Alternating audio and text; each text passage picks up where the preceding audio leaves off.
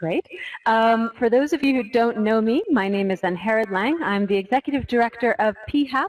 That's short for the International Association of Professionals in Humanitarian Assistance and Protection. My great pleasure to be with you once again today as co-host of this event, which is the second event in our series organized jointly with ICVA on humanitarian financing. This is a learning stream consisting of a number of events over several months, and I hope that many of you were able to be with us last month when we had a large group of people. It was, I think, over 300 in real time for that introductory session, and today we'll be getting into one of the more specific topics in our series. So I'm going to now introduce my co-host, Melissa Patotti, who's head of policy at ICVA, and turn the floor over to her for a few introductory words. Thank you so much, Angharad, and thank you all for participating. It's great to see such a diversity of experiences and some familiar names. In our last webinar, we focused on demystifying the overall humanitarian financing landscape. We looked at the current realities, the emerging trends, and the various sources of humanitarian financing. And, like we'll do for all of our webinars, we're focusing on what does this mean for NGOs? How does this impact our daily work? Today's webinar is the first live learning session where we focus on a specific funding stream, and that is NGO access to UN humanitarian funding. All right, so why are we focusing on this topic today? As you might have seen in our introductory video, in 2015, UN agencies like the World Food Program, the UN High Commissioner for Refugees, and UNICEF received over 52% of tracked direct humanitarian funding coming from governments and private sources. UN agencies then often partner with NGOs to deliver humanitarian aid and protection. So for NGOs, and especially for local and national NGOs, we know that it can be challenging to understand the various mechanisms that different UN agencies apply when partnering with different NGOs. ICVA has even commissioned some studies related to this, for example, our study on UN partnership agreements and a Less Paper, More Aid initiative that you might hear about later. And now to look at, following on Melissa's introduction, the specific learning objectives that we can highlight for today. So we're highlighting awareness of UN funding mechanisms available to NGOs. We're also hoping to help increase your familiarity with the overall procedures for grant approval and monitoring, specifically with WFP and UNHCR, who are with us today. Also focusing on awareness of the main trends and challenges for NGOs in terms of accessing UN funds. And then finally, and very practically, trying to help build knowledge of the different sources of information simply on UN funding. So those are our aims for today. And Melissa, if you wouldn't mind perhaps introducing our guests.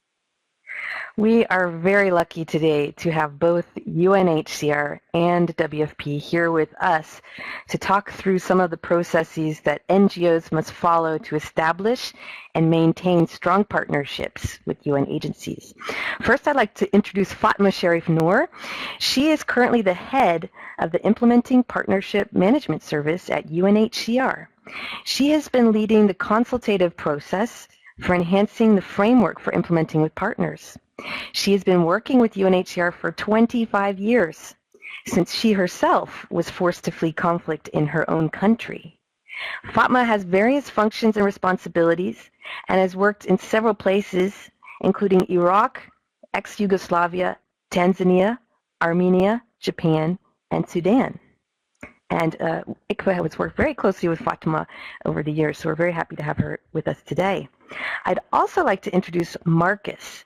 Marcus Pryor recently completed his first year leading WFP's NGO partnerships work in Rome headquarters, following 2 years posted in Afghanistan and Iraq in an operational role. He started his career with WFP in 2004 in Nairobi as a communications officer. and subsequently held further regional communications positions in Senegal and Thailand.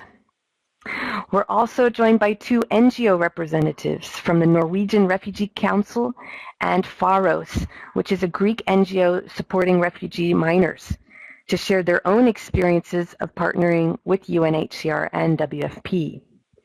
Kenneth Hansen is the Finance and Program Manager of PHAROS, which is a local NGO that provides shelter for unaccompanied minors in Greece. Kenneth has worked with refugee issues in Denmark, Greece, and abroad for 20 years. He co-founded the Greek organization PHAROS in 2014. And Cecilia Rosselli works as the Institutional Partnership Advisor for NRC in Geneva. Before joining NRC, she was the lead with ICVA and the NGO initiative Less Paper, More Aid, building on her extensive experience in managing and coordinating humanitarian programs with international NGOs.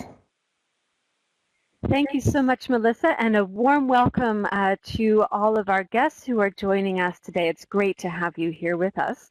And now to start us off, Fatima, if I could, I'll pass it over to you for your presentation. Thank you. Thank you very much. And everybody, I would like to thank you for being online with us. I'm very glad to be with you. I would like also to thank ICVA, especially Melissa, not only for organizing this event, but also for working closely to promote NGO cause and ensure UN understands what the NGOs perspectives are and the challenging they're facing, so that we all can serve the persons of concern the best way we can. I thank you all. Just briefly, I don't need to inform you about UNHCR, but UNHCR has been established for addressing refugee protection and finding solutions. It is now since 1951, and it has grown and taking several features, including going beyond refugees but assisting persons of concern, including displaced asylum seekers, persons state without state. And as we evolve, the conflicts became more complex. UNHCR is also operating in countries that are not only hosting refugees, but the internal conflicts such as Syria, Iraq, and so forth. And we also operate now more than 120 offices, and majority of these offices and operations, more than 400, we always partner with you, especially in national NGOs. We'll talk about that subject today. I am not only here to brief you about UNHCR and its funding procedures and how we can collaborate, but I also wish this opportunity to provide me a learning opportunity that I learn from you, areas that are of challenges and areas that can be improved, and also hear from you what is working for you, and that we can then sustain it. UNHCR, as I said, would not be able to operate without your partnership. A partnership, especially with NGOs, is very essential. It is part of our way of working. It's part of our strategy. We plan based on that, so we do not even double think to work with NGO community. However, when we are in the field, we may disassociate different types of modality that we operate depending on the working condition. However, I would like to stress NGO participation in UNHCR operation is essential. And not only essential that we started and it's gonna fade away, but it is more consolidating now and more spreading, and it's taking different shapes, which is not solely related to the funding we provide to NGO partners. We partner on advocacy, we partner on protection, we partner when UNHCR needs support, we partner when NGO needs support. However, I cannot just say the partnership I'm going to talk about it this today is the sole partnership that UNHCR enjoys working with NGOs. And our partnership is also built on principles, which I don't need to spell out for you, the principles of partnership. And those principles might seem sometimes not fully implemented, but it's a core. It's a core for our way of doing things, but it's not, may not be the way it's practiced, but they are core, and we plan and we budget and we develop our strategy based on these principles. And in order to instill it through our processes, now it's part and parcel of our partnership agreement, which abides us legally to deal with you or partner with you based on those principles. Our partners are also variety, diverse, not only in terms of capacity where they are, but also in terms of their nature and legality. Partners consist of governments that host refugees, government that set our policies, government that oversight over our work, government that donate to us, but at the same time, some of them, we collaborate and provide them the funding to address the needs of refugees and persons of concern. There are also intergovernmental organizations, and we have also non-governmental organizations. UNHCR financially, we contribute. I'm just giving you the picture of how our collaboration has been strengthening in terms of financial contribution. And specifically, if you notice, after 2010, UNHCR's own budget has exploded. In the same way, the same rhythm, the partnership with NGOs has also expanded. Currently, more than 38, let me say about 39% of our funding goes through partnerships. Of that, if you really look at operational budget, it's more than 50 or up to 60%, and some offices will be 100%, some offices may be 30%. Those are the funds that go directly through partners. And when you look at partners, and majority are NGOs. 80% of our partners are NGOs. Of this 80%, about 1/3 of them are, in terms of number, are international partners, and 2/3 in terms of number are national partners. In terms of funding, again, about 80% of the funds that go to partnerships go to NGOs. Of that, 2/3 go to international NGOs and 1/3 to national NGOs.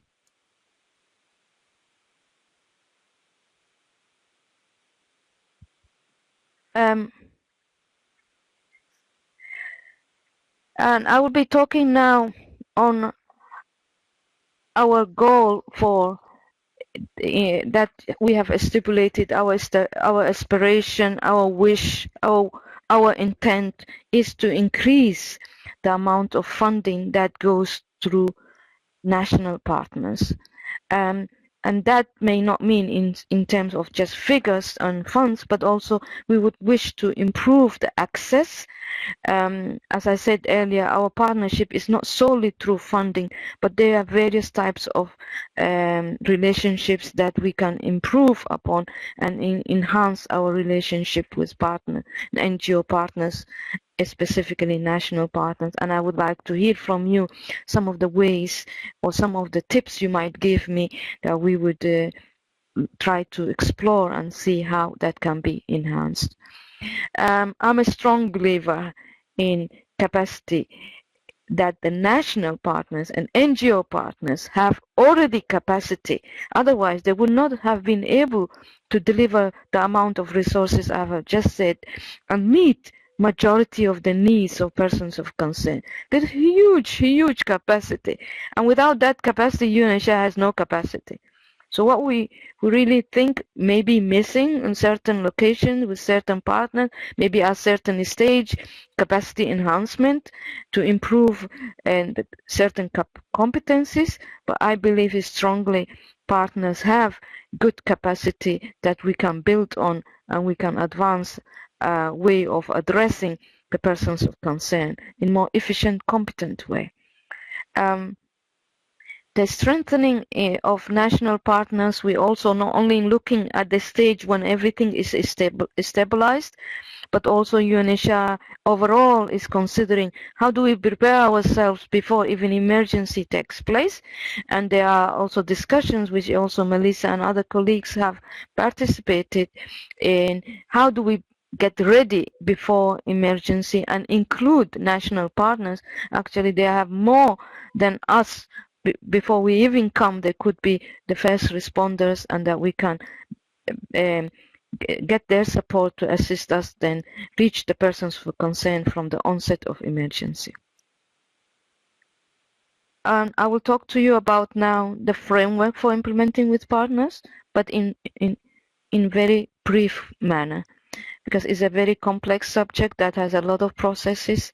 It's a combination of governing policies that governs us, its operational procedures, its expectations from both sides. It is also how we soundly manage the programs and the funds that are entrusted with us, to you and to us, so that the most important is that our collaboration reaches the persons of concern in the best way we can, and that adds value, that goes beyond one-to-one, and it makes it 5. How can we do it? How can we do it together? That's our aim, and that's what the framework tries to reach out. As I said, it's a lot of policies because we ourselves are regulated, and we are trying to see the best way to simplify, to make it adequate as much as possible, while at the same time we have other dilemmas, which are how to provide accountability to our donors, how to provide accountability to persons of concern. And these sometimes might create some imbalances, might create some difficulty, challenges of how to marry sometimes some contradictory expectations in order to deliver our programs, at the same time be accountable for the funds entrusted to us. And one of the ways that you may able to reach us out, before we didn't even know how and where and when partners, how they could approach us, except if they were placed in the field office and may go to UNHCR offices. In order to expand that, we've now created what we call partner portal, which also was developed in consultation and with the contribution of ICVA, EPRON, OFADEC, I can name it, many partners who gave us their perspective, and without that the portal would have looked differently and would have not served the purpose that we are wishing to that it serves. So partner portal is an interactive, web-based, very simplified, easy to access. It will allow partners that are interested to partner with UNHCR to access it, for us to register and do a little bit of due diligence to know who and the legality of the partner that want to partner with us and their profile. And it also provides knowledge about our policies, procedures. We put it there. We're also trying to link it with our training center so that the partners could have access to that as well. I invite you to click the web base I'm giving you. It's without www. It's just partner.unhcr.org without www, and you would be able to see and access and register. Since we introduced this system, we have had now 1,500 partners registering. Of that, only about 600 are the ones that we've been having agreement with them. That shows how large interest is there and how potential is that we can expand our partnership. Last year alone, 90 new partners we had partnered with them and signed agreement, and majority were national partners. And I will just give you now very quickly some of the processes that we go through when partners have after registration, and what is required to implement together an agreement. Since 2013, we introduced again to allow partners to partner with us in a very transparent manner, objective manner, where the partners themselves know what is at stake and what is required. And for us to find the best partner that fits in a given operation, that doesn't mean the partner is not capable. It's just that the partner that fits best at that time in the operation. And unfortunately, sometimes we may end up just having 10 partners or are really good to have applied to. And this policy is available again in the partner portal. We're happy to give you. It just is a very simplified format where UNHCR expresses that it needs a partner, and a partner would then respond by concept note. Not well defined and developed, because that one we want to leave for negotiation and after firming our relationship, but it's just to give a concept about what the partner would do if the partner were to operate with us. And once that is stabilized, and if provided the funds are available, our operation will continue in that country, and we have continued good performance, the partner will be able to remain with us with a bit of review for 4 years. And that allows both sides to develop good partnership and also a stable way of addressing the needs of persons of concern, rather than having every year to change.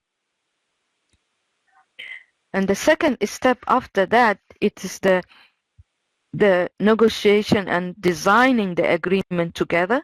I will not go into details on how the agreement are designed, but again the terms are there, but it's done at the field level. UNHCR is decentralized in order to be able to reach the persons of concern in a very swift and adequate and competent way, rather than the decisions being made at headquarters.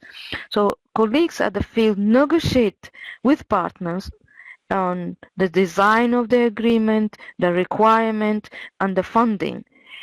But unfortunately, UNHCR, we are a one-year organization. Our donors give us only 1 year funding. Our programs are 1 year. We are hoping that will change, but so far we can only sign 1 year agreement.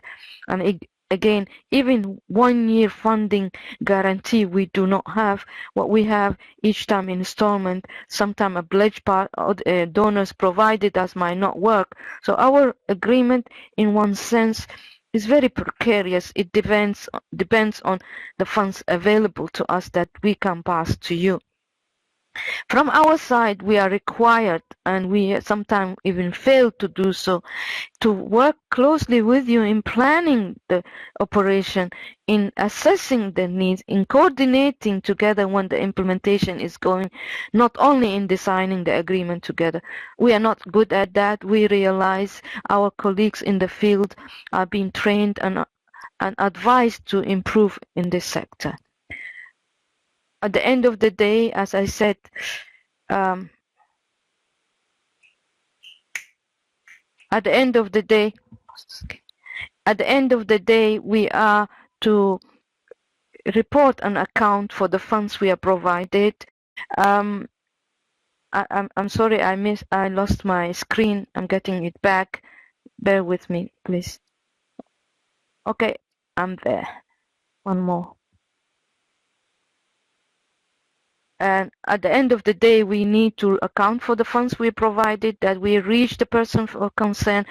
UNHCR and yourself, we don't have any other business, but our business, if it's not credible that it reached persons of concern in a very effective way, we will not be able to motivate the donors to entrust funds to us. We're also very important for us, and of course us, when I say both yourselves and ourselves, to perform in a professional, ethical manner, and in a way, the way we treat persons of concern, the way we relate to each other, the way we deliver funds, it should be then clean from any corruption or any fraudulent or any abuse or exploitation. This is also very important for all of us. Very briefly now, where you can find some more information, the partner portal. We also have developed and continues to be developing guidance node, and if you contact us through epartner@unhcr.org, we will be able to give you. And as I said earlier, we are trying to build in a way that the partners could benefit UNHCR Learning Center. Although the Learning Center was established for UNHCR colleagues to learn and enhance their knowledge and exchange experience, we're exploring and exploiting the existing material, how to connect with the partners so that we all become more competent and able to deliver in the best way we can to the persons of concern. And of course, you can always contact me by phone, by email. My email is easy, sheriff, like any other sheriff without F, @unhcr.org. Cheers. Thank you so much, Fatima, for your excellent presentation. We wanted to take this opportunity to ask you a question because you did mention one of the grand bargain commitments, which is to fund as directly as possible, up to 25% a target, local and national first responders. And we received two questions, one from Fernand in Cameroon and one from Anita in Uganda, and they're both trying to get the same information. Because the grand bargain looks at not just funding for first responders, but also things like simplified reporting, greater transparency, multi-year planning. Could you give us a little update about what UNHCR thinks about the grand bargain and what measures you're taking to apply these commitments?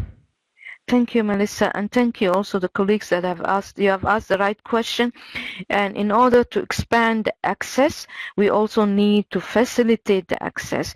And one of the ways, as I said, to provide the first access is the way to register with us, and the second way is to simplify our procedures as much as possible, and the third one is to roll out and inform others the procedures and the policies and the conditions for partnering. This all will contribute to expanding our relationship and expanding the access. When it comes to simplifying, harmonizing, my colleague Marcos will also be talking a little bit about it. For time being, we're just at the early stage. We're exploring ourselves when I mean UNHCR, UNICEF, and WFP initially, the areas that we are in common, that the areas we can converge, and the areas that are specific to our business modules that might not be able to change, and then come back to you and talk to you and consult you and find a way to further simplify that so that our systems, yours and ours, are compatible and easily workable. Excellent. Thank you so much, Fatima, for your presentation. We're going to be moving next to our second guest today, to Kenneth Hansen, who's Program Manager with Pharos. Over to you, Kenneth. You have the floor. Thank you very much. I hope you can all hear me, and a warm hello to everyone here from Athens in Greece. And I'm very happy to have this opportunity to share my experience of being a partner with UNHCR. And because I don't have much time, I only have 5 minutes, so I will not talk too much about the technical details and the steps to take to be a partner. Fatima, she covered that very well. But rather some thoughts about what to consider before pursuing a partnership, what to look out for when you are in the process of being a partner, and what to remember when you are, in fact, implementing your project. Just to give you a little bit the background, 1 year ago, the organization I work for, Pharos, which means Lighthouse, we were a very small organization with 5 employees running a small day center for unaccompanied minors in the center of Athens. Today, 1 year after, now we are 35 employees.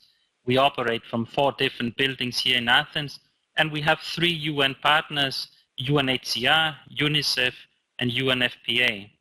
So I guess my overall message to all of you who aspire to become UN partners is that it is achievable, and actually now in the process of doing this, not so complicated as one might think. So in fact, we are very new partners to UNHCR. This Monday, I just finished the first set of reports, and that was a good time to reflect a little bit on the goods and the bads of being a partner with UNHCR and the whole process we have been through. And when I did that, I came up with these 4 points that you see on the slide. Some thoughts, some things to consider if you are going to become a partner, some things that I believe is important. The first of all is insist on being a true partner, because it is called partnership, and even if you are a very small NGO, local NGO as we are, you really have to try to insist on the true partnership. And the true partnership is like in any other relations, it is an exchange of information and trust that you can build. You can be overwhelmed when you start partnering with a big setup and organization like UNHCR. So it is important not to get overwhelmed. It is important to insist on your own way of working. In fact, now we negotiated with UNHCR a couple of months ago. We did not agree with them on how to do specific things, but we talked about it, we insisted, we explained why this was a better approach in this context we are working in, and UNHCR accepted, and we could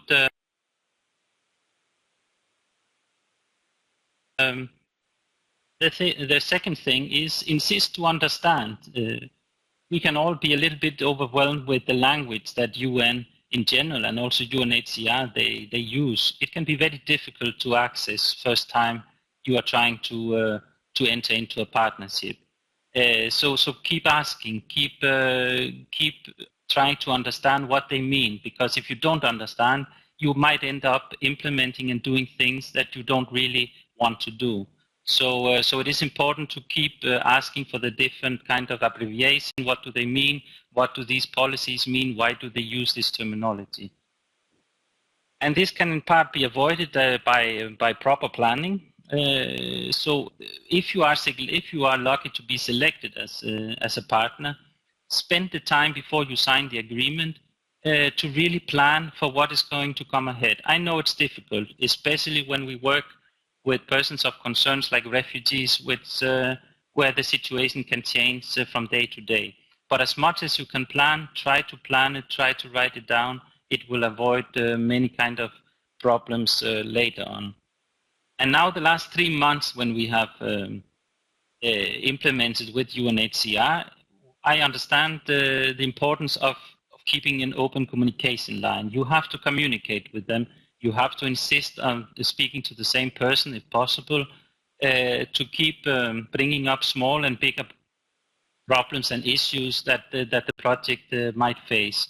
The joint monitoring, which is also a rather new thing with UNHCR that is going to be part of every project. Insist that this being doing, it is in your favor that you are communicating and you're monitoring together.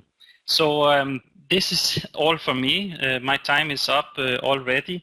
I also recommend that you register in the partner portal. The partner portal is accessible. It is not so difficult to register your organization, and for sure it is your first step to becoming a partner with the UNHCR. So follow the link that Fatima provided. Try to go in and see how to register your organization, and this is for sure a very good first step, and I can recommend that. Saying that, I wish you all good luck in your work, and thank you very much for listening. Thank you so much, Kenneth. It's great to hear from you. That's excellent advice and a great perspective to have in today's session. If you don't mind, we have a couple of follow-up questions that I think would be very well timed now following your brief presentation. One from Hanta, who's working in Madagascar with a local NGO, and then another question from Mohammed in Pakistan, also with a local NGO. And to paraphrase, essentially both are wondering how how a local NGO can build its capacity sufficiently to be able to begin a partnership with, for example, UNHCR or another UN agency. So starting as a very small NGO, as you did with Faros, and without, in their cases, necessarily the support of a bigger organization, international organization, would you have any advice from your own experience regarding building that capacity to get to the point of being able to enter into, as you say, a true partnership? Yes. We didn't have very much capacity, but we played with open cards and we put our weaknesses on the table when we talked with UNHCR to become a partner. It is important. I mean, you have the local know-how, you know what you want to do. You might have a good idea and a good approach, but you might not have a procurement officer and a big or sophisticated accounting system or things like that. This is okay. It doesn't need absolutely everything to be in place from day one. UNHCR can also help you to build this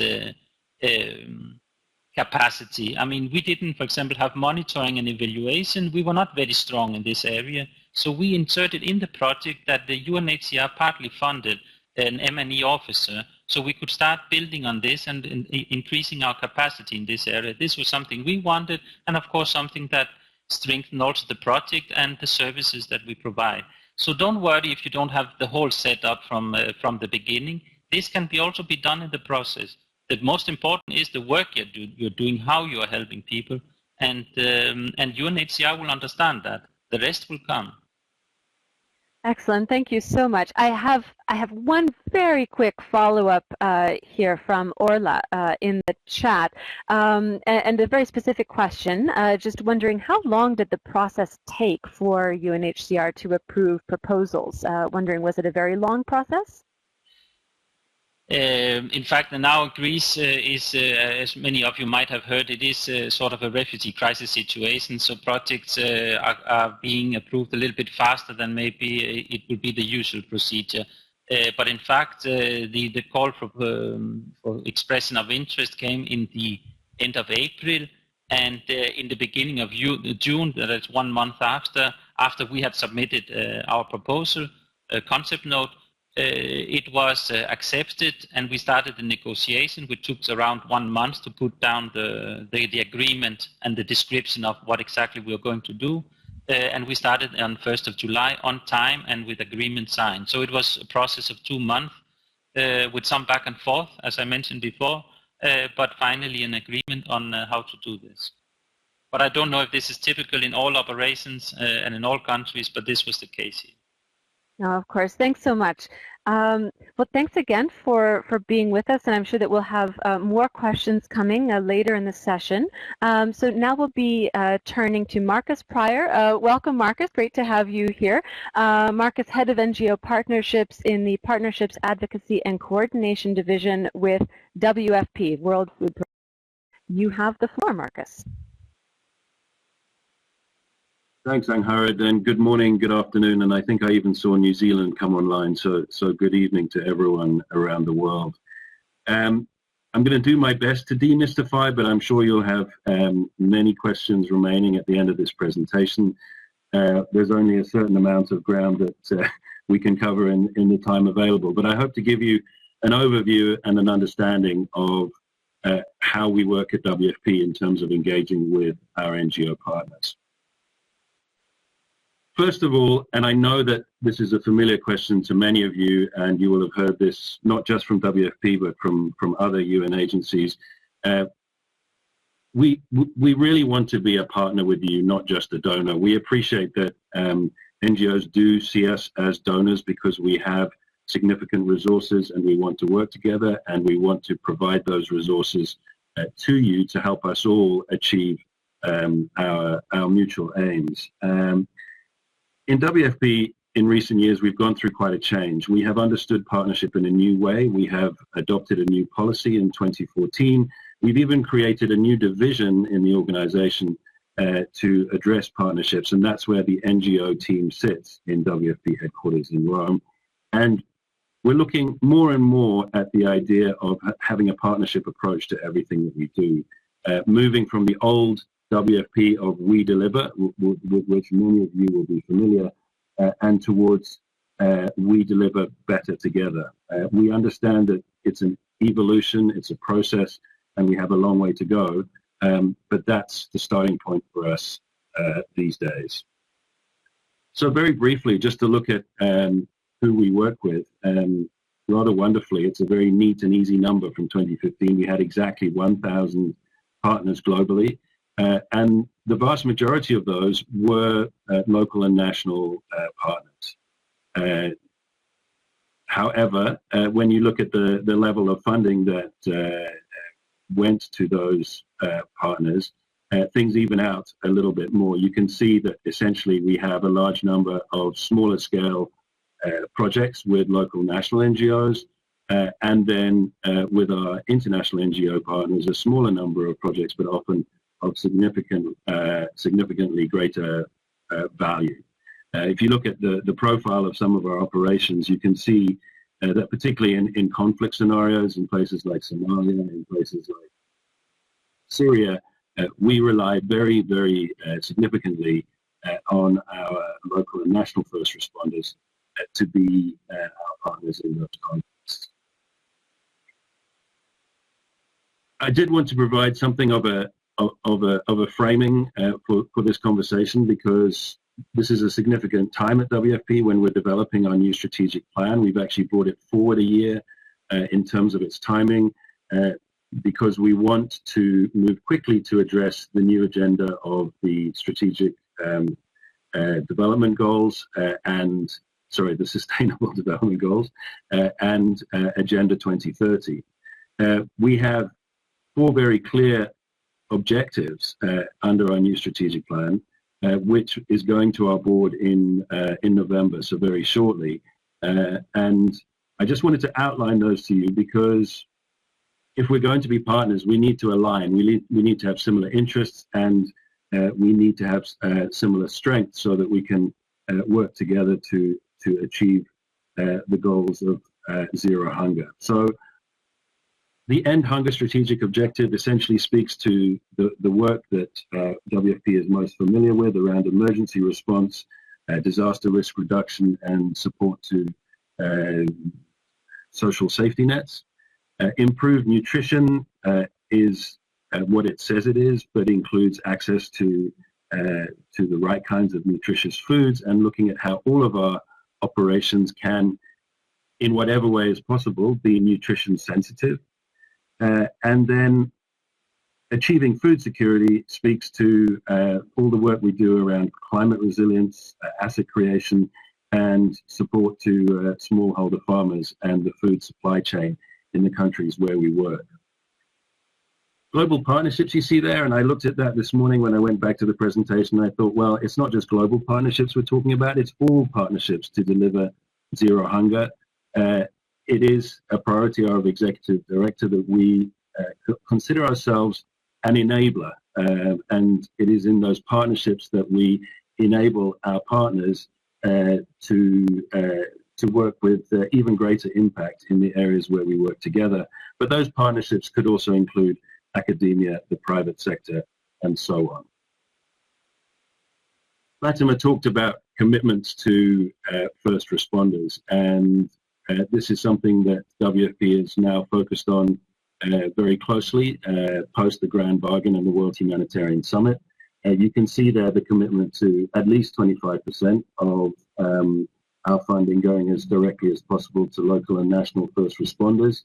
We have in the past, I think, focused very closely on government capacity development and investment in support to governments. What we want to do now is shift the focus to a certain extent to civil society. So there you can see lower down multi-year investment in institutional capacities.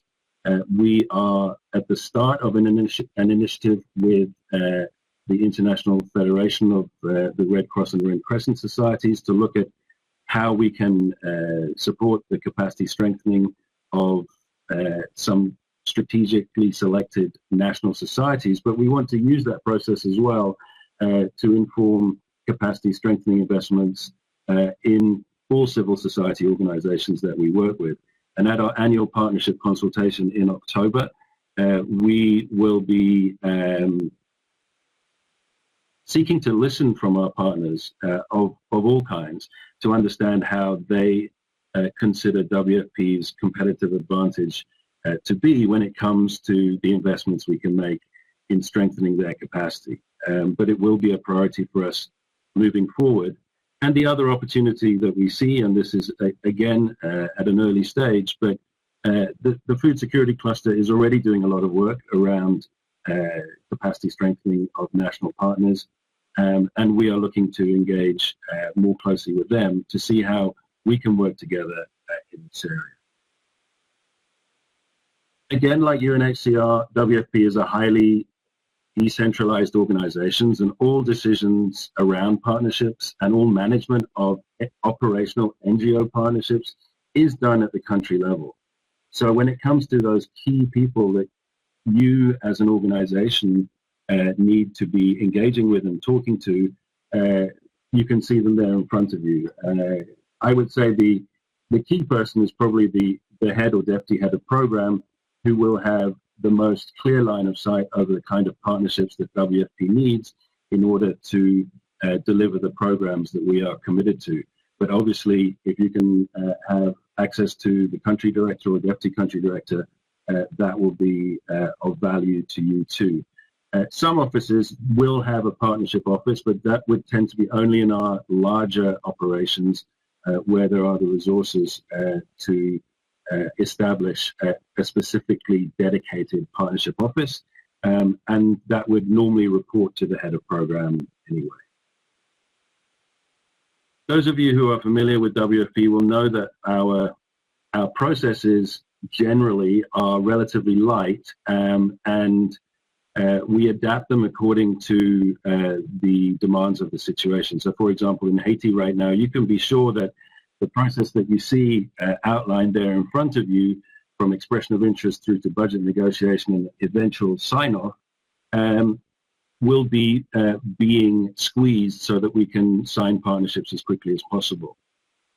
Increasingly, however, we are looking at protracted situations where we want to engage in a more meaningful cycle of partnership, and we are taking that process into a more structured approach, if you like. So at the moment, we are finalizing corporate guidance for country offices on the whole NGO partnership engagement cycle, so that the experience globally can be more even for our partners.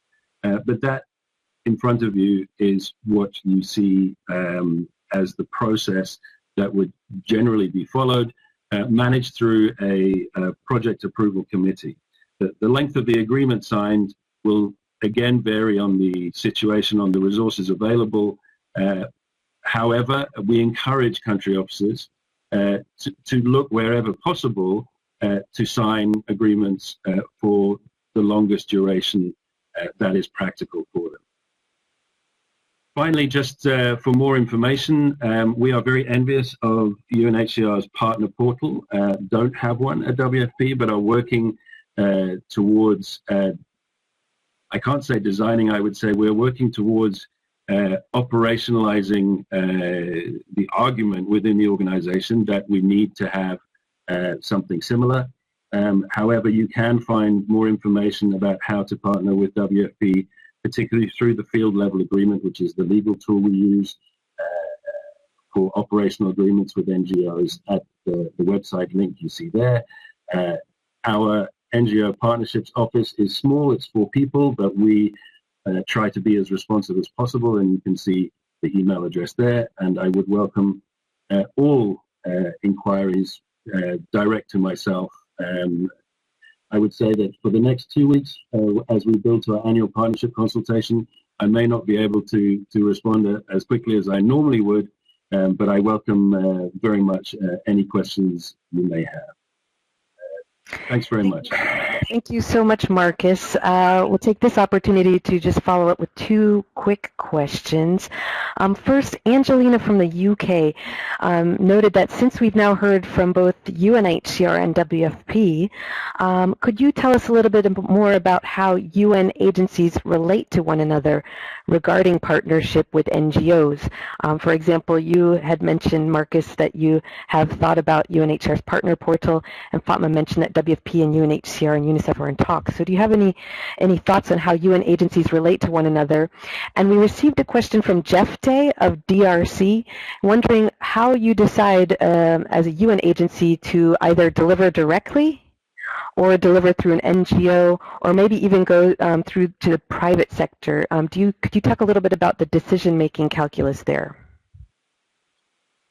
Yes, many thanks. I think in terms of how we relate to each other, the answer, certainly from my perspective, as someone who's been in this role for a year, is more and more frequently and more closely. One of the disadvantages in WFP is that we only have a very small office in Geneva, and that our headquarters is in Rome with other Rome-based agencies, but we're not physically present in a big UN capital and a big NGO capital. So in the year that I've been in the role, I've been to Geneva, I think, at least 4, if not 5 times, which is a huge change to the kind of travel I've been used to with WFP. And those trips have all had a sort of consultation element with either UNHCR, UNICEF, OCHA, or all at the same time. And yes, we are looking, as Fatima outlined, particularly flowing out from the commitments under the Grand Bargain, to look at the harmonization and simplification potentialities that we have. We have to, first of all, understand, I think, each other's business processes better, to therefore move forward into what we consider the most realistic options when it comes to really achieving harmonization and simplification. And it's fascinating work, and we believe that there is huge potential there, and we're very committed to that. So how do we relate? We relate now. We know who each other are on a personal level, which I think is also very important, and there is real work underway. The other thing I would say is how do we decide to deliver directly? For WFP, in most cases, I would say this is almost a last resort, because the model of delivering through NGO partners has proven extremely effective, and 75 to 80% of all our activities are implemented through NGO partners. We have certain scenarios where we have government partners, and certain scenarios where we implement directly, and that may be simply because we cannot find a partner in a particular case who it has the capacity to deliver for us in that particular location at that particular time. I know, for example, this was true in a few locations in South Sudan recently, and in those cases we would consider direct implementation. As far as private sector engagement is concerned, I'm not aware of any specific cases where WFP has partnered with the private sector for actual delivery of in-kind food assistance. Obviously, in our cash-based transfers, we have a large number of private sector partners, but we still, consider the optimal approach to be in partnership with NGO partners in those scenarios as well. I think I'll leave it there.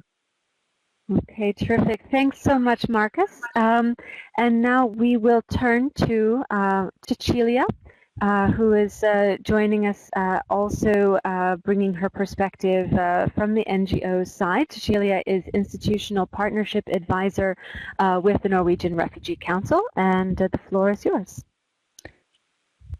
Thanks. And good morning to everyone from Geneva. I'm also very pleased to be with you today and share the perspective of an international NGO in partnering with the UN agencies, and more specifically with the WFP and UNHCR. And I'm also pleased because this series of seminars is also a kind of a dream come true with ICVA, so I'm very glad to be part of it. I will take very few moments for my presentation, also because Kenneth already provided a very clear picture of the partnership with both UN agencies, and in particular with UNHCR. So what I would like to share with you, and you can see it from the screen actually, is what is important to know when establishing and when partnering with UNHCR and the WFP, but also with other UN agencies more in general. I think it's important that we focus on two aspects. One is the engagement in establishing the partnership, which starts in the very early days of the relationship. It is extremely important that we build everything on information sharing, and we start as much as possible and whenever it's possible from joint needs assessment or sharing information regarding needs assessment. Communication is key. Fatima has mentioned the partner portal. Marcus has referred to the need for having a portal within WFP. I think that the establishment of the partner portal has represented a key step forward in the way UNHCR could communicate with partners, and where you can learn a lot of things, where you can learn about funding opportunities, but you can also learn about how to establish this partnership. The other aspects related to engagement relates to consultations.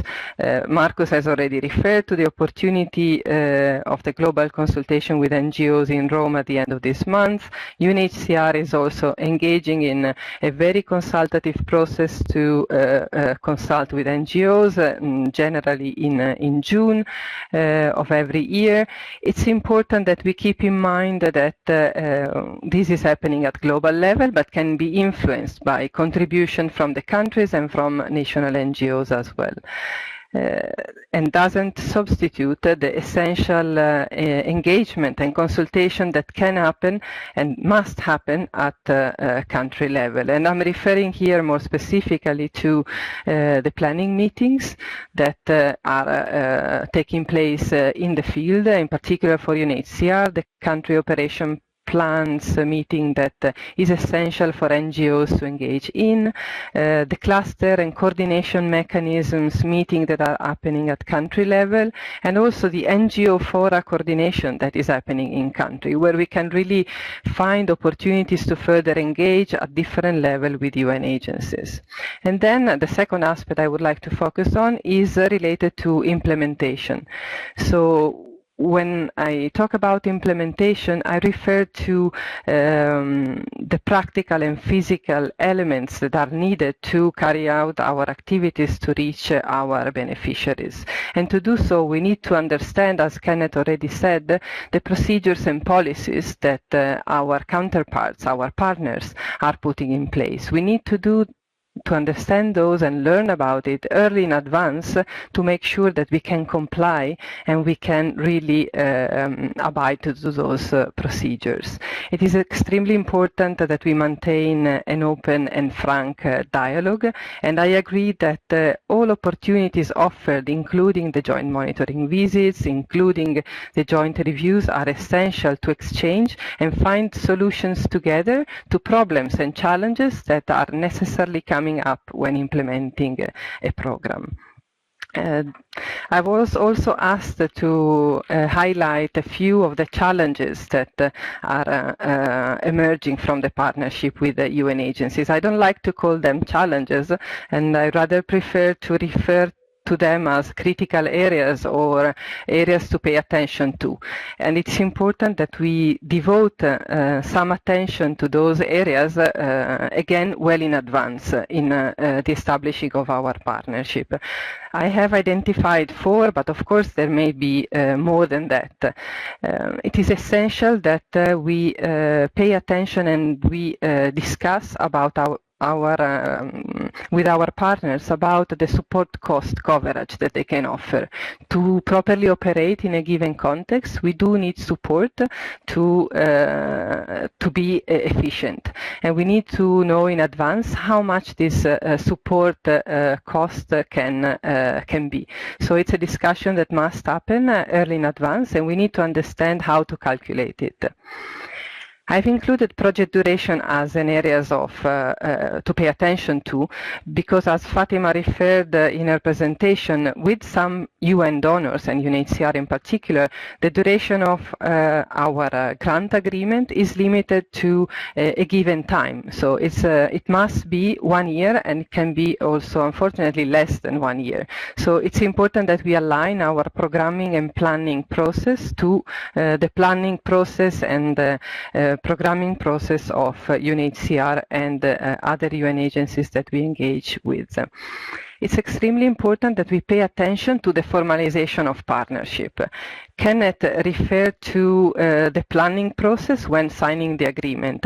I would call our attention as well on the formality of signing the agreement. The grant agreement is an essential document, is legally binding. We need to read it and properly understand it. So we really need to find out if the information provided do correspond to what we have in mind and what we have agreed upon.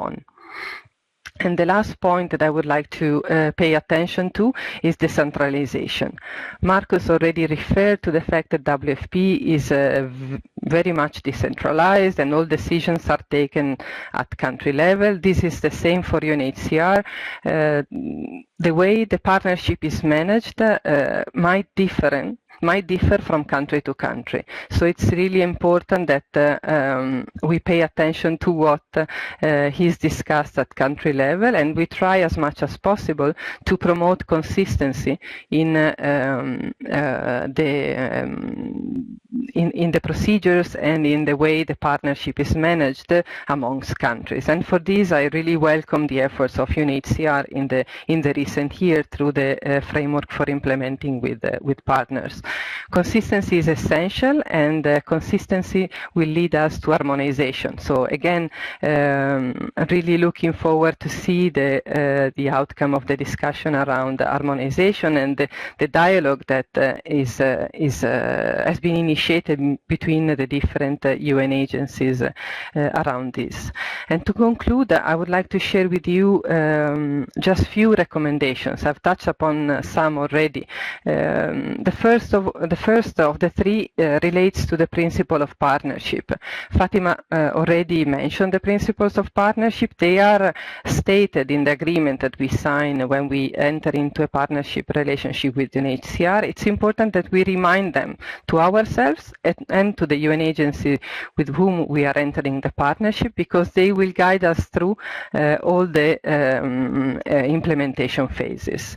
And then the second recommendation is related to practical suggestions. Use reporting and verification exercise, or joint reviews, or even suggestions and recommendations that are provided through audit exercises as a way to learn and improve how to perform on the ground and how to build the partnership with the UN agency that is conducting it. And then the last one is just a suggestion to engage and continue to engage and engage once again, because I think that through exchanges and communication we can really build a better partnership between us and UNHCR and WFP. I would stop here, and I think I was a bit too long. No, not at all. That was terrific, Cecilia, and thank you so much. Really interesting reflections from your side. We have one question that I'd like to pose to you right away, and this is coming from Angelina. And regarding the cluster system, so Angelina is wondering, how does the cluster system interact, as far as you see, between UN agencies and their NGO partners? Would you see the clusters acting as a sort of intermediator, in a sense, between the two at some times? Thank you very much for the question. I mentioned already clusters in my presentation. I think it's an important element to be taken into consideration when we discuss about partnership. I've also asked some colleagues to provide me some feedback before this presentation, and one of the comments that I received from our country offices relates to clusters. In fact, clusters can be seen as intermediary or playing an intermediation role between the different actors, especially when there is a need to lift up some additional humanitarian needs that are not necessarily taken into consideration, or if there is a need from a smaller NGO to bring up issues that otherwise would not be heard or would be eventually too sensitive to be shared. Clusters can also play an important role in helping avoiding duplication, and they have to be taken and considered as key as well when planning for appealing for funding for the next years, for the years to come. So it's definitely an interlocutor to keep in mind, and I wouldn't say that it would facilitate partnership, but I really believe that it's important to engage with clusters as well to build a stronger partnership. Excellent, and thanks again, and thanks for the remarks from all of our speakers. We do have, well, we've managed actually to squeeze in quite a few questions already, but we have a few minutes for some more. So I'll ask Melissa if she wouldn't mind to take back the floor, and I know she's been looking at many questions coming in, and pose a few to our speakers. Thank you. So the first batch of questions will be going to Fatma of UNHCR. We received many questions for you, Fatma. The first is this notion or the concept of international versus national partner. Alexandra in Greece asked, how do UN agencies, and I guess you could provide perspective UNHCR, how do you differentiate between an international NGO and a national NGO? And Sophie from the DRC and Marlene asked, should they register with UNHCR at the headquarters level one time, or should each of their country offices register separately to apply for and engage funding from UNHCR? So that's the first one, international versus national. The second question is with regards to partner capacity. Philip from Switzerland and Amos of Kenya asked, does UNHCR have a capacity assessment or a risk identification process or tool that UNHCR uses to assess the capability of potential new partners? And if so, where would they find that? And then the final question to you, Fatma, is with regard to the rollout of your updated framework for implementing with partners. We received a question from Kenya that they've seen different UNHCR country programs are at different stages in terms of updating their framework and using the partner portal. So is there a kind of rollout plan that would give them an idea of how UNHCR is rolling that out in different countries? So those are the first batch of questions. Over to you, Fatma. Thank you. Thank you, Melissa. I hope I got all your questions, but let me say, if I understood correctly, you were asking how do we differentiate between international NGO and national NGO? We simply differentiate based on their operation and the documentation they give them to us. If the partner is legally constituted to operate in one country, then we simply recognize that as a national NGO, local NGO. We interchangeably use between national and local NGO without having any differentiation in mind. For us, it's just one NGO nationally registered and operating in that country. If a partner is registered in one country but operating in different countries, in our simplified view, it's an international partner, whether that partner is a regional partner or global. So that's the simple definition we apply. And when to do with capacity development of partners, actually it's been done in many different ways. Sometimes it's done in an optimum way, sometimes it's not done in an optimum way, sometimes it's structured, sometimes it's not structured. It is not always training that we qualify as capacity development.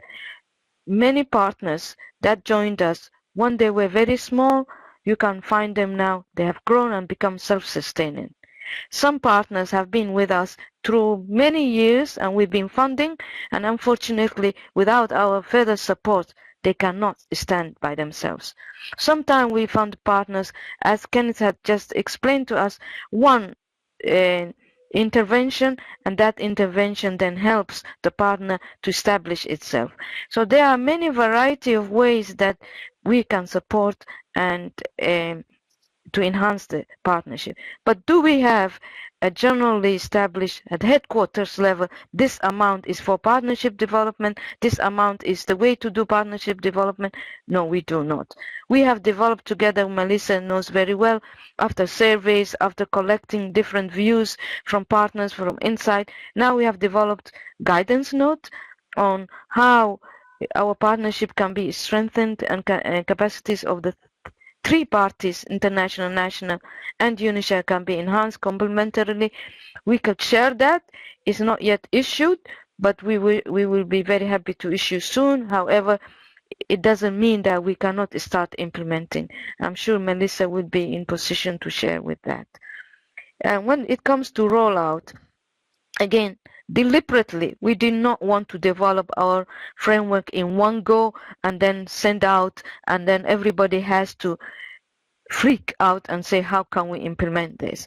What we wanted to do in a base way, in a phased way, and each time when we develop one policy, it's implemented in a slow manner. First, to give a year for understanding, the second year might become mandatory. For example, I give the example of partner portal. It was introduced last year, May, if I'm not wrong, launched officially, but only made compulsory and mandatory on UNHCR colleagues this year. All this year, it allowed them to learn about it, ask us questions, test them, and from now on, it becomes compulsory. The same way we introduced the partner selection. When it comes to structured training, we did last year 11 training in the regions, and now again Melissa and Cecilia will inform you, we have developed a team of colleagues consisting UNHCR and NGOs. Now we are banking on them. They will be forward moving the rollout in a different ways. We had a workshop in September. The outcome of those workshops will help us to further roll out, and we will be able to share with you the outcome of the workshop. But again, the partner portal provides all the guidance notes, and you may access them. And should you need then a specific capacity enhancement in a specific area, you may reflect and go back to UNHCR colleagues in the field or write to me, and then I will find a way. If it's training, we will help you. If it's a negotiation with the field office, we will try to link you up with colleagues. Thank you so much, Fatma. Now we'll turn back to Marcus of WFP. We have 3 questions for you. The first comes from Mohammed of Pakistan. He says, how do we proceed to become an NGO partner of WFP in a specific country? Are there specific processes to go through in your particular country office? The second question comes from Laura in Kenya. How do the partnership processes differ between a protracted crisis and a rapid emergency response? For example, the South Sudanese influx into Uganda. And the last question comes from our own speaker at our last webinar, Julian Shradecki, World Vision.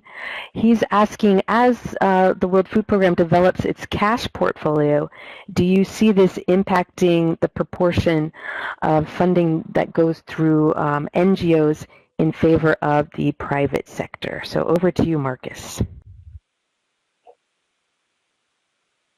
Thank you very much. So to Mohammed's question in Pakistan, the process would be to make yourself known to our country office. The options that I outlined in my presentations in terms of the senior management or the management of the program unit. In Pakistan, there is actually a partnership office, and if Mohammed wants to contact me afterwards, I can certainly provide the relevant contacts. What we would then normally do is go through a due diligence process to ensure that the partner fits within our minimum eligibility criteria, and also in the areas of compliance around financial and administrative capacity. So that would be your first port of call, Mohammed. And like I said, please do be in touch with me, and I can provide you with the direct link to the relevant. Laura's question of how do our processes differ? To a certain extent, this is not a scientific answer because the process is not scientific. WFP has sought to maintain flexibility in order to be able to respond as quickly as possible in sudden onset environments.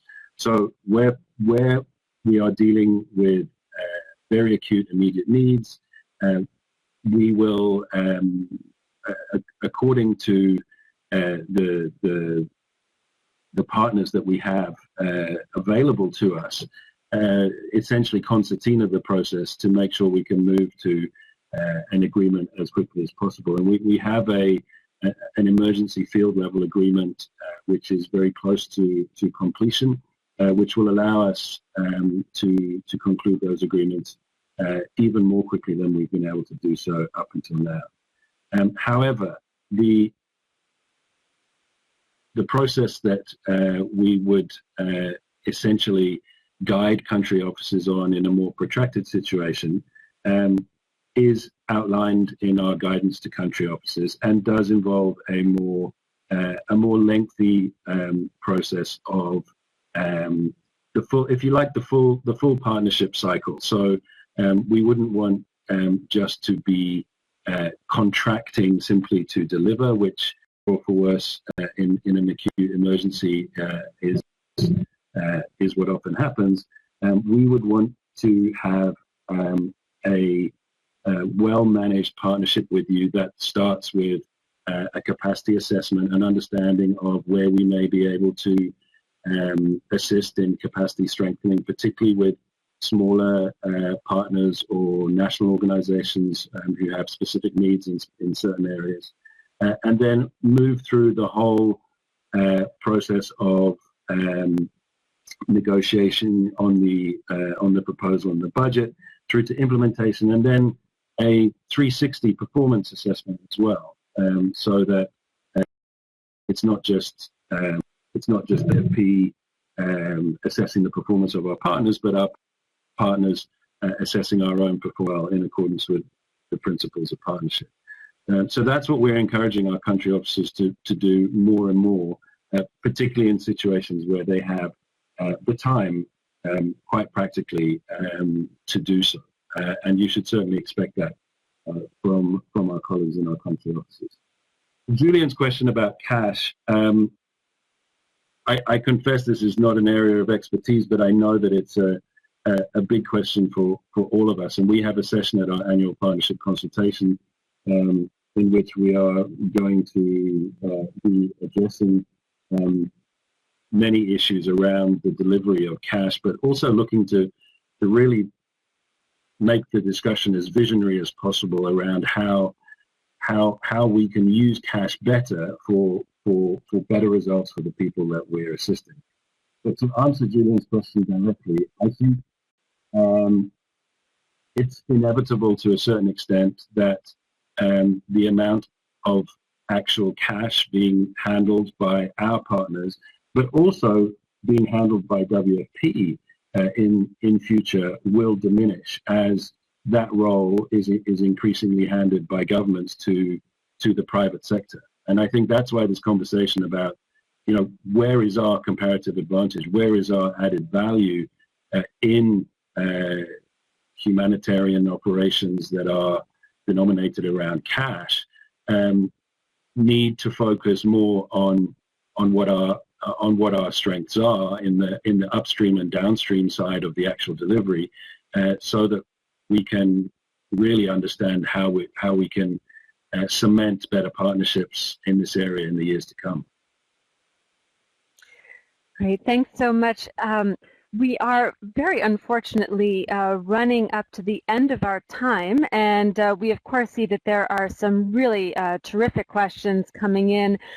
Just to assure all of you, as we did last time, we will be very diligently following up with all of our generous guest experts to try to ensure that as many as possible of those questions will be answered in writing, and we'll be making those available to you as a lasting resource in writing online. So we'll be sending you that link as soon as it's up. You can already see actually the compilation, quite extensive compilation of questions and answers that have been posted from the last webinar, and we'll do that certainly for this one as well. But for now, we are coming to the end of our live time together today. So we'll move now to just some brief closing remarks. I'd like to invite first Kenneth, then Cecilia, then Fatima, then Marcus. If you have any brief remarks you'd like to, or thoughts you'd like to leave with us today. Over to you, Kenneth. Thank you very much. It has really been a very good experience, personally, because the first time I present here on webinar, so that was very nice. But it was also very nice to be in the company of so competent people like Fatima and Marcus, explaining us how to become partners with these two UN organizations, and Cecilia as well. So, and thank you for all the comments and questions that you made. This was hugely encouraging. So again, I'll just repeat: go out there and try to become partners, because it is possible. Great, thank you so much, and thanks for being with us. It's been great having you. Over to Cecilia, you have the floor. Yeah, thank you very much. Just two sentences. The first one is related to the beauty of being partners. I really think it's extremely exciting to work on partnerships. So I really encourage, as Kenneth said, all NGOs listening to us to invest time in building this partnership. And the second is that I'm very pleased to see that there is such a level of good collaboration between UNHCR and WFP and also other UN agencies around these efforts to harmonize and share information and work better together. So I would like to encourage NGOs that are listening to us to engage in this discussion through ICVA. The Less Paper More Aid initiative that was started last year is not over, and we all need your support and inputs to make sure that our voice is heard. Thank you. Great, thank you, and thanks also to you for being with us today. It's been great having you. And over to Fatima, you have the floor for closing remarks. Thank you so much. First of all, thanks to you. This is one of the first time I am on webinar that had not failed. Thank you so much. It's made our life easier, and we've been able to communicate. I'm grateful for that. And also, I think this is just a start of communication, just a tip, and that we can work together. UNHCR cannot exist without you.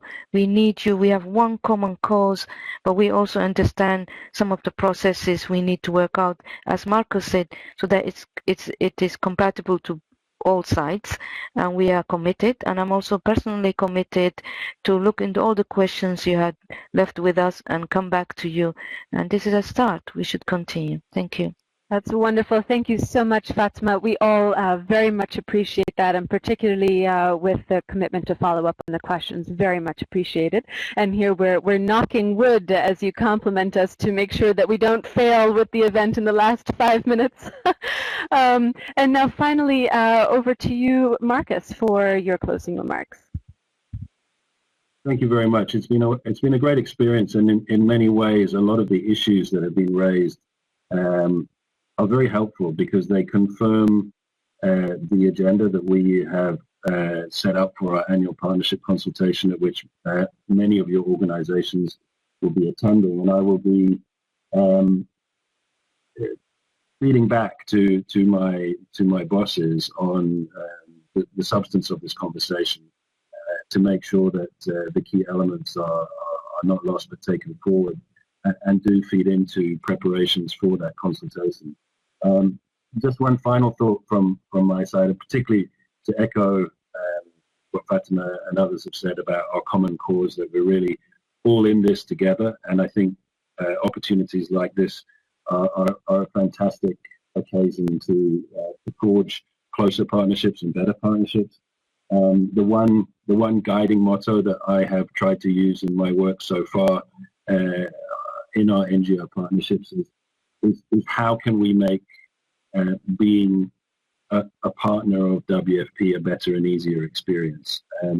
So if we're not doing that, and if you need to raise issues with us, please do so, because as I said at the beginning, this is an evolution, it's a process, and we're keen to learn as we go along. Thank you. Great, thank you. And thanks to all of you again for your interventions, and to Melissa from ICVA for her very able facilitation of the discussion.